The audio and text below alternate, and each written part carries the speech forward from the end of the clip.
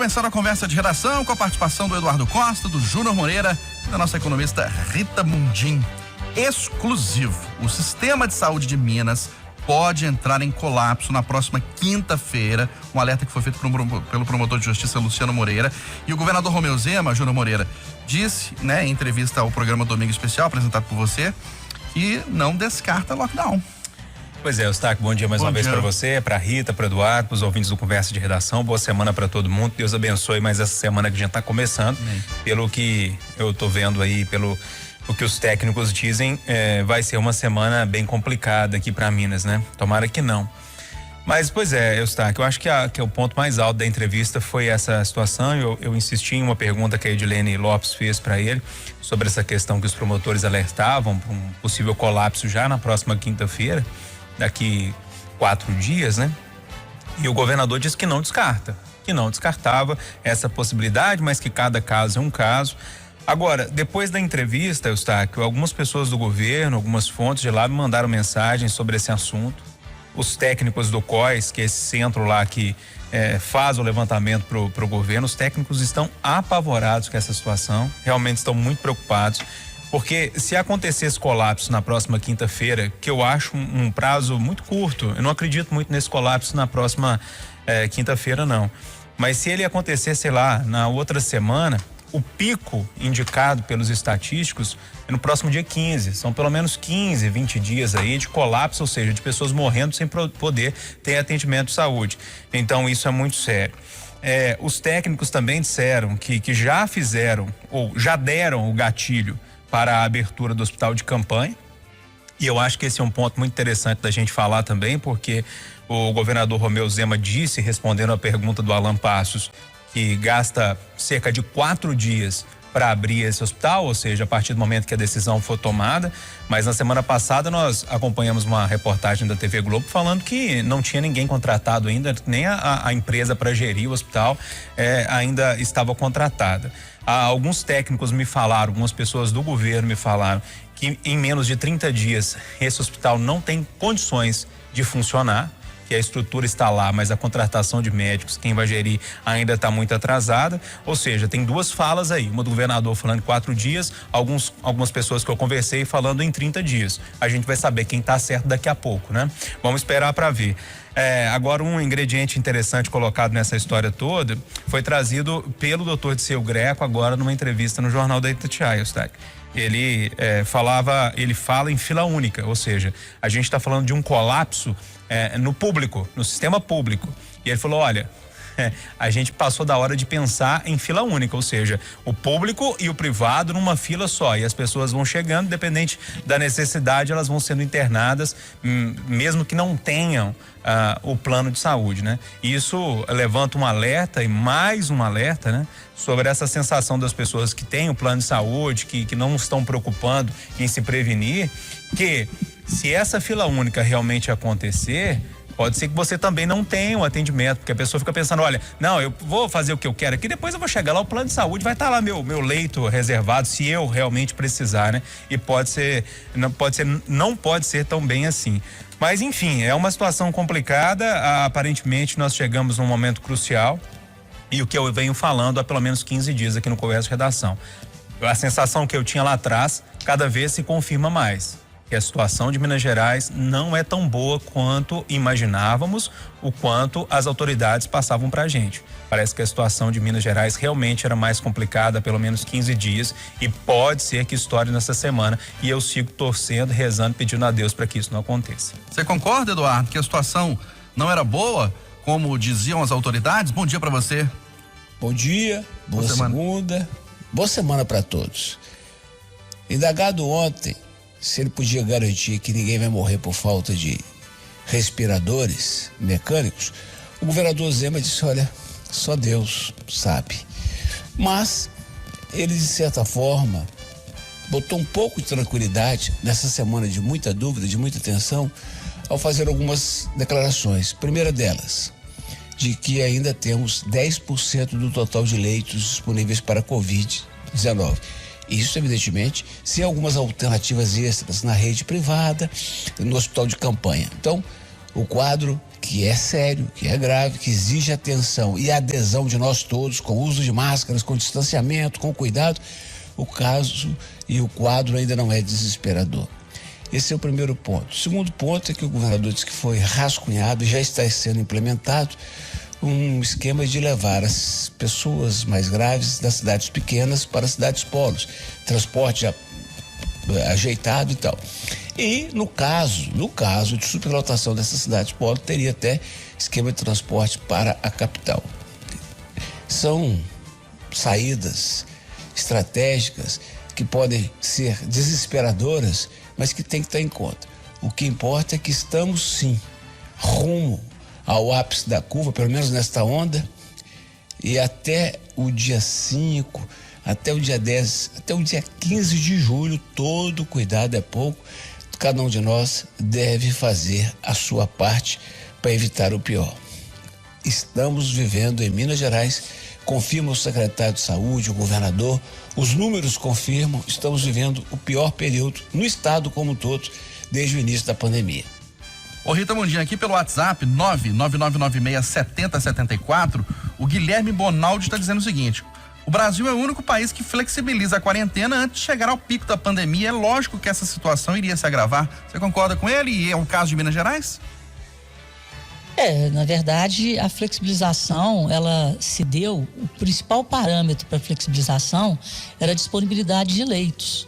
Então, o que nós estamos assistindo em um estado quebrado, em um país quebrado, que dentro daquilo que nós temos, a gestão que está sendo feita em Minas Gerais é transparente. Eu acho que nunca foi esse problema de subnotificação. Isso aí é um problema até de logística da informação. Mas eu acredito que até aqui, tanto a Belo Horizonte quanto o estado de Minas Gerais, as autoridades têm sido o mais transparentes possíveis dentro daquilo que elas têm. E como o Eduardo acabou de falar, diante desse aumento, o que está sendo feito? A gente não tem dinheiro, não tem recurso para fazer testagem em massa, que é a forma de você conhecer e planejar o desenvolvimento, digamos assim, a performance do vírus. Já que nós não temos isso, o que a gente tem que ficar gerindo é exatamente a capacidade do sistema de saúde vis-à-vis o aumento da curva, que já era esperado. É óbvio que se a gente flexibiliza, vai aumentar. E o pico, quando a gente estava lá atrás, há 1 mês, 2 meses atrás, o pico vinha sendo só adiado, ele está chegando. Então, isso é a realidade. E a gente tem que trabalhar em cima do que tá aí. Tem o hospital de campanha para ser acionado, tem essa logística aí de transporte de cidades pequenas para cidades polos, mas o grande problema do Brasil, eu acho, é a falta de recursos para fazer a medicina preventiva, digamos assim, né? Que era para fazer os testes. Então, isso não foi feito, não está sendo feito. E a gente tem que administrar essa chegada do pico. E da melhor forma possível, contando com aquilo que o Estado oferece, os municípios oferecem. Então, a única coisa que nós temos é o isolamento. Então, realmente, se for necessário, a gente tem que fechar mais, isolar para minimizar o impacto no sistema de saúde. Mas esse quadro que está acontecendo já era esperado. Ninguém nunca negou, ninguém nunca falou que não vai ter o pico está chegando. O que não teve foi testagem suficiente, recursos suficientes para minimizar a chegada do pico. E agora, diante do pico, gerir o isolamento. Eu acho que é por aí. Aqui pelo WhatsApp, o Júnior, do bairro Padre Eustáquio, está ponderando que ele acha que o aumento de casos não foi por causa da flexibilização, foi por causa da chegada do frio. Enfim, ô Júnior Moreira, enquanto Betim começa uma nova fase de retomada das atividades comerciais, Santa Luzia e Matozinhos voltam atrás na flexibilização. Eustáquio, eu vou repetir uma coisa que eu venho martelando aqui há algum tempo, desde quando eu cheguei à conclusão que realmente a situação econômica gritava e pedia a reabertura que nós não íamos dar conta mais. Naquela situação, sei lá, há 20, 30 dias atrás, eu citava essa situação, que tudo bem, o tempo foi dado, as prefeituras e os governos se prepararam do jeito que poderiam ou podiam se preparar, chegou a hora da gente flexibilizar, mas os nossos governantes, com toda a responsabilidade do mundo que está na mão deles nesse momento, é saber a hora de parar e de voltar atrás, né? Então, mais uma vez, independentemente se for Belo Horizonte, Betim, Santa Luzia, Matozinhos, Divinópolis, Montes Claros, Araxá, como a governadora adiantou pra gente ontem no domingo especial, de um lockdown a partir de hoje, o importante é que o governante tenha dados para tomar a decisão correta. Porque se essa flexibilização não for freada no momento certo, a situação nossa pode complicar. E eu espero que os nossos governantes tenham responsabilidade de realmente tomar essa decisão na hora certa. Ô Rita, aqui na região metropolitana de Belo Horizonte a gente não sabe os limites entre um município e outro, tá tudo junto, né? Então como é que fica Betim, começando hoje uma nova fase de retomada das atividades comerciais, e Santa Luzia e Matozinhos voltam atrás na flexibilização? Pois é, essa é a falta aí de uma centralização de decisões, né? Porque são regiões que a gente teria que ter um cuidado maior naquelas regiões limites, dependendo do estado do município, né? E é tudo junto mesmo. Você tem os coletivos, né? Que é uma grande fonte de contaminação. Então, as pessoas transitando. O ideal seria que a gente tivesse ações específicas de acordo com o comportamento do município vizinho. Eu, por exemplo, eu moro em Nova Lima, né? Então, Nova Lima, praticamente aqui as coisas estão funcionando. Pois não, Rita? Jardim Canadá, que é próximo quando eu passo de carro, né? Porque eu estou bem quietinho em casa, quando eu passo por lá, o movimento é praticamente de um dia normal.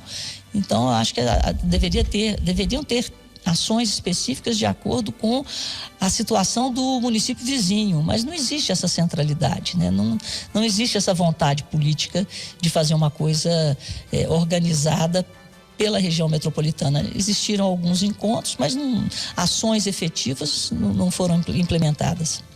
Eduardo, você não acha que falta uma liderança, não? Porque Belo Horizonte toma uma atitude, Betim toma outra, Contagem toma outra, Santa Luzia, os Matozinhos, Ribeirão das Neves.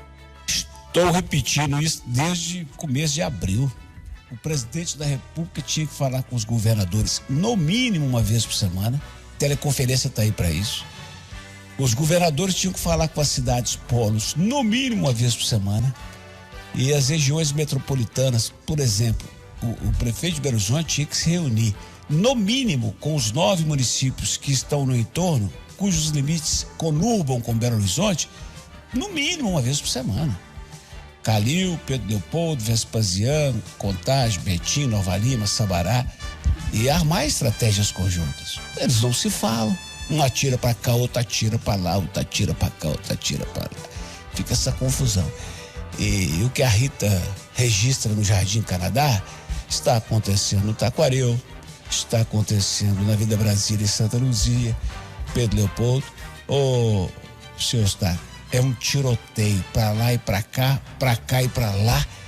E é por essas e outras, senhor Eustáquio, que nós vamos ter um tema na sequência aí da pesquisa da Quest, que eu vou falar uma outra coisa. Pois é, uma nova pesquisa da Quest Consultoria revela que quase 70% da população conhece alguém que foi diagnosticado com coronavírus. E esta pesquisa tem um outro dado que é incômodo, mas é absolutamente sensível aos nossos olhos, aos nossos sentidos, que é de 64% do país, dos brasileiros, acham que o país está indo um caminho esquisito. Por quê? Porque não tem liderança de jeito nenhum. É um tiroteio para tudo quanto é lado, sem a gente saber para onde é que nós estamos indo. É uma pandemia de desarrumação, compadre. Pandemia de desarrumação. Como é que você pede para quem está jogando uma pelada no conjunto EPI para não julgar se o cara está 90 dias dentro de casa, rapaz? 90 dias. Não, você não pode fazer o exercício físico. Não, você não pode trabalhar. Não, você não pode respirar. Não, você não pode caminhar. Não, 90 dias. Então, puxa, se a gente tivesse feito as coisas tais dentro das tais ondas, a realidade seria outra. O trem está esgarçando, está todo mundo no sufoco, e agora é o momento mais grave. Agora você vê. Aqui pelo WhatsApp, o Alessandro está dizendo o seguinte: os casos aumentaram porque as pessoas não estão tomando cuidados devidos. Na minha rua ninguém usa máscara. Ele até que não falou o bairro, não. Eu e minha esposa estamos assustados. As pessoas só usam máscara para entrar no mercado e usam de qualquer jeito, Júnior. Esse é o grande problema, né? Chegou o momento de não baixar a guarda. Por tudo que os dados mostram pra gente, chega a hora de ter um pouco mais de cuidado, né? Se vou fazer um exercício físico, que faça o exercício com máscara e de forma mais solitária, sem aglomeração. Se for no supermercado, se o supermercado estiver cheio, não entre, evite entrar, né? Saia de casa realmente quem tiver a necessidade, quem tiver que sair, saia com a máscara usada do jeito direitinho, com as mãos bem lavadas, enfim, tudo que a gente já sabe precisa ser martelado aqui todos os dias, e a gente está vendo que a população deixou um pouco de lado. Mas eu destaco sobre a pesquisa da Quest, ela mostra, resumindo, né, a pesquisa é muito complexa, mas mostra um dado interessante que nós já falamos aqui algumas vezes também, né? Quando as pessoas conhecem uma pessoa que teve a doença, o que morreu ou que foi infectado pela doença e passou aquilo ali muito próximo, né? Quando a doença ganha rosto, ganha cara, as pessoas elas começam a pensar melhor nessa questão de se cuidar, do isolamento, enfim, pesquisa muito interessante que ela vem para reforçar uma coisa que a gente sempre falou aqui, né? Quando a doença chega muito próxima e tem realmente uma cara de quem a gente conhece, a situação muda um pouquinho, e é uma pena que mais e mais pessoas vão ter, a partir de agora aqui em Minas Gerais, essa cara mais próxima, né? E que as pessoas precisam realmente se cuidar, não tem mais o que fazer, né? A flexibilização tá aí, a gente falava que essa flexibilização acontecendo, a situação ia se complicar, os casos iam aumentar, não precisa ser gênio nenhum para saber dessa situação, é lógico, contato, os casos iam aumentar, mas agora é um momento, repito, turma, de não baixar a guarda. Não é momento de futebol com os amigos, igual aconteceu ontem ali no IAPI, não é momento de fazer festinha, não é momento de ficar em aglomeração, é um momento de se resguardar e ter muito cuidado, porque senão a gente perde tudo que a gente fez nos últimos 3 meses, a gente joga na lata do lixo. Aqui o Alessandro falou que as pessoas só usam máscara para entrar no mercado e usam de qualquer jeito. Ele falou que é no bairro Letícia, aqui na zona norte de Belo Horizonte. Ô Rita, essa pesquisa da Quest mostra mais ou menos o que a gente já vê na realidade das coisas que mais matam no Brasil. A gente normalmente conhece alguém, uma pessoa que morreu assassinada, uma que morreu em acidente de trânsito, uma que morreu de AVC ou de infarto. Quase sempre a gente conhece alguém que foi vítima de um desses males. E no caso agora está se tornando também o coronavírus. Pois é, mas isso é a trajetória do vírus. Nós estamos vendo, por exemplo, lá em Manaus já passou o topo e a situação vai se normalizando. Então, uma questão volta até estatística, né? Quanto mais infectados a gente vai chegar no momento em que mais de 50% da população de uma determinada região já está infectada, mesmo que assintomática, com todos os casos. Então a tendência é que a curva ceda, mas esse topo ele está previsto desde que o vírus se instalou por aqui. Então nós estamos caminhando para isso, e a forma da gente tentar minimizar é exatamente ter essa flexibilização entre fechar e abrir, né, a economia, as atividades econômicas, de acordo com a capacidade do sistema de saúde. É o que temos. Infelizmente, a testagem não pôde ser feita da forma que deveria ter sido feita, nem por setor, né, de atividade econômica, porque aí a coisa poderia ter sido feita no sentido de abertura de uma forma muito mais segura, né, sabendo o comportamento do vírus de acordo com a atividade econômica, etc. Então, eu acho que a gente tem que administrar esse momento de pico, porque, como diz minha avó, tudo passa, né? Então vai passar. Mas é triste, eu mesma tô dentro dessa estatística, né? Infelizmente, mas é isso, né? É a curva do vírus. Ô Rita, e a alta do desemprego e a crise causada pela Covid-19 levam os brasileiros a venderem os bens para sobreviver? O mais triste disso, que eu vi até a entrevista aí no Jornal da Itatiaia, no caso foi um mecânico, é essa população que está sendo mais afetada, né? Os vulneráveis, então são aqueles da informalidade. Então é aquele cara que, o mecânico no caso, pode ser um bombeiro, pode ser um eletricista, né? Então o mais triste disso tudo é que as pessoas mais afetadas, e essa é uma grande preocupação do ministro Paulo Guedes, do Ministério da Economia. Ele sempre falou isso, eles nunca pediram nada para o governo e agora o governo tem que ajudá-los. Então, tem que vir aí, se necessário, essa nova rodada de auxílio emergencial, porque essas pessoas, sim, elas estavam na informalidade, elas estavam ajudando a combater o desemprego, e vem um vírus desse, com o isolamento social, elas são as primeiras e as mais afetadas. Então, realmente, o governo, nesse momento, e cabe sim ao governo, não tem de onde tirar. Então, isso é um papel do Estado, e depois a sociedade paga essa conta lá na frente. Mas, nesse momento, é um papel do Estado proteger, principalmente, o trabalho informal, aqueles trabalhadores do setor informal da economia, porque numa retomada, com certeza também, se houver essa proteção, eles voltarão a se inserirem no mercado de trabalho. Não são pessoas que não têm o hábito de viver do auxílio do Estado, pelo contrário, tem por dignidade a vontade de trabalhar e o desejo de trabalhar, só não tem onde nessa altura do campeonato. Ô Eduardo, arraso na saúde e arraso na economia também, né? A Rita disse tudo. Não há milagre nessa hora.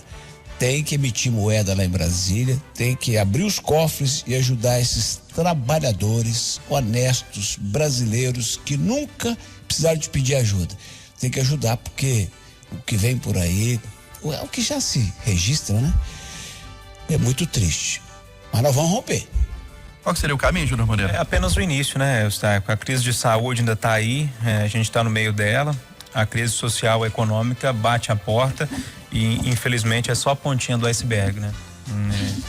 Não tem outra solução. O governo tem que ajudar e tem que ajudar de forma rápida, porque senão a gente não sabe onde que a gente vai parar. Mas a situação ela é o início de uma situação muito pior que, infelizmente, a gente vai viver. 8h58.